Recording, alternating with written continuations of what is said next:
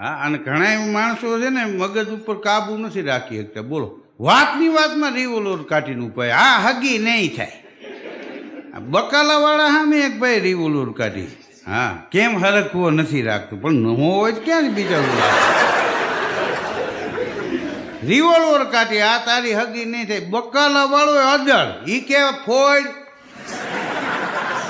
બાકી છે ને કેટલા વર્ષ ફોડ કોઈ આમ કરી નગર લાઈ મારી પાસે હમણાં ફાંડા પાડી દેવો.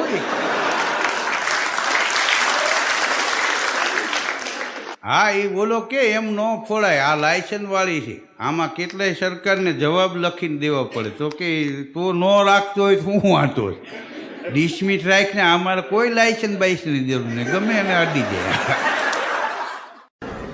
હા, કેળાની રેકડી વાળો એક દી નીકળો. હાલો લ્યો કોઈ કેળા, મધીયા કેળા.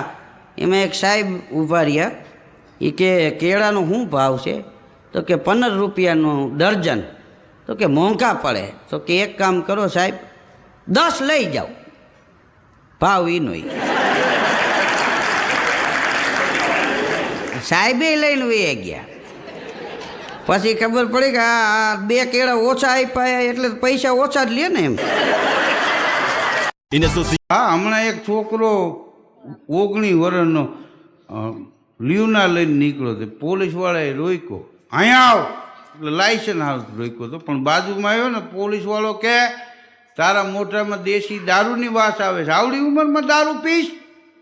તો કે સાહેબ હું નથી પીતો, મારા બાપુજીએ કોઈ દી નથી પીતો. તો આ વાસ તો આવે છે. તો કે મારા દાદા બહુ પીતા,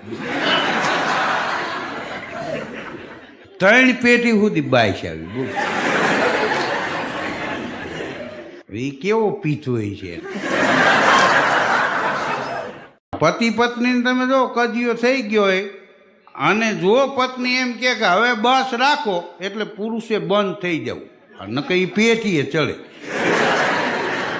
તમારી 3 પેટીને ઓળખવું હોય કે હા, દાદા એ તમારા એવા હતા, તમારા બાપુજી એવા હતા, તમે એવા છીએ. આ લખણ હજી દીકરામાં ઉતરશે, પાછા વરો.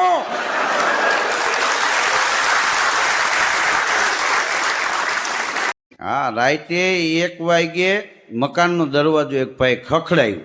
તો બાજુવાળો નીકળો બહાર કે બોલો. તો કે ભાઈ તમારી મદદની જરૂર છે મારે. બોલો કે અટાણે અડધી રાતે મદદ કરવાની, અમારે નવરાય નથી. દરવાજો બંધ કરીને અંદર કરી ગયો. એ અંદર વળી ઘડીક પછી એને પસ્તાવો થયો કે ભાઈ આટલા વર્ષથી બાજુમાં રહીએ છે ને બિચારાને મદદની જરૂર પડી અને મેં ના પાડી. હકીકતમાં મદદ કરવી જોઈએ. તો પાછો દરવાજો ખોલ્યો કે બોલો શું હું તમને મદદ કરું? તો કે હિંડોળે બેઠો છું, જરાક ધક્કો મારી ગયો.